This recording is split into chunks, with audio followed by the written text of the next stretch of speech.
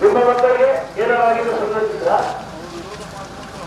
ಗ್ರಾಮ ಮಂತ್ರಿಗಳು ಹೇಳ್ತಾರೆ ಇದು ಕೊಲೆ ಮಾಡುತ್ತೆ ಅವನ ಜೊತೆಗೆ ಓಡಬೇಕಾಗಿದೆ. ಈ ದೇಶ ಬಿಟ್ಟು ಅವನ ಜೊತೆಗೆ ಓಡೋಗಿ ನಾವು ಜಿಹಾದ್ ಮಾಡ್ಕೊಂಡಿದ್ರೆ ಇವ್ರ ಪ್ರಕಾರ ಸರಿ ಇತ್ತು.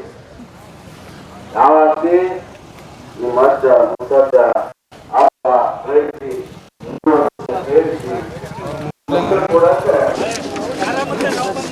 ಬಸವರಾಜ ಬೊಮ್ಮಾಯಿ ಅವರಿದ್ದಾರೆ, ಅವರನ್ನೇ ನಾನು ಮಾತನಾಡಿಸ್ತೀನಿ.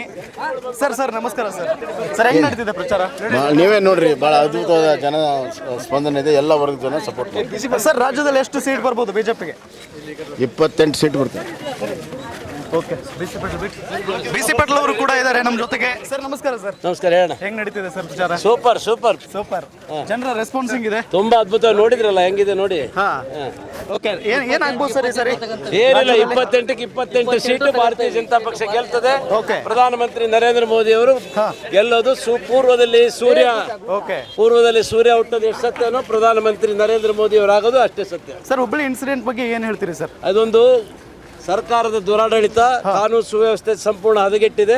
ಒಂದು ಸಮುದಾಯವನ್ನ ಪುಷ್ಟೀಕರಣ ಮಾಡಲಿಕ್ಕಾಗಿ ಇವತ್ತು ನೇಹಾ ಹಿರೇಮಠರು ಕೊಲೆ ಆದರೂ ಕೂಡ ಮುಖ್ಯಮಂತ್ರಿ ಮತ್ತು ಗೃಹ ಮಂತ್ರಿ ಅವ್ರಿಗೆ ಸಪೋರ್ಟ್ ಮಾಡ್ತಾ ಇದ್ದಾರೆ. ದುರದೃಷ್ಟಕರ. ಇದಕ್ಕೆ ಜನ ತಕ್ಕ ಬುದ್ಧಿ ಕಲಿಸ್ತಾರೆ. ಓಕೆ, ಬಿಜೆಪಿ ಅವರು ಹಿಂದುತ್ವದ ಹೆಸರು ಹೇಳ್ಕೊಂಡು ಆಡಳಿತ ನಡೆಸ್ತಾರೆ. ಮತ್ತೆ ಇನ್ಯಾರ ಹೆಸರು ಹೇಳ್ಕೊಂಡು ನಾವು ಪಾಕಿಸ್ತಾನದವ್ರ ಹೆಸರು ಹೇಳ್ಕೊಂಡು ಆಡಳಿತ ಮಾಡ್ಬೇಕಾ ಅಥವಾ ಓಟ್ ಕೇಳ್ಬೇಕಾ? ಪಾಕಿಸ್ತಾನಕ್ಕೆ ಜೈ ಎಂದು ಓಟ್ ಕೇಳ್ಬೇಕಾ? ನಾವು ಹಿಂದೂಗಳ ಹೆಸರು ಹೇಳ್ಕೊಂಡೇ ಕೇಳೋದು, ಹಿಂದುತ್ವಕ್ಕಾಗಿ ಕೇಳೋದು. ಬಿಜೆಪಿ ಬಂದ್ರೆ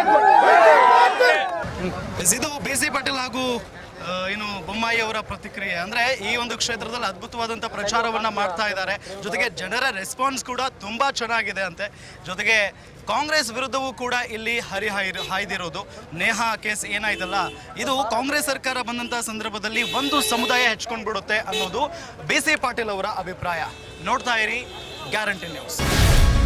ಗ್ಯಾರಂಟಿ ನ್ಯೂಸ್, ಸುದ್ದಿ ಖಚಿತ, ನ್ಯಾಯ ನಿಶ್ಚಿತ.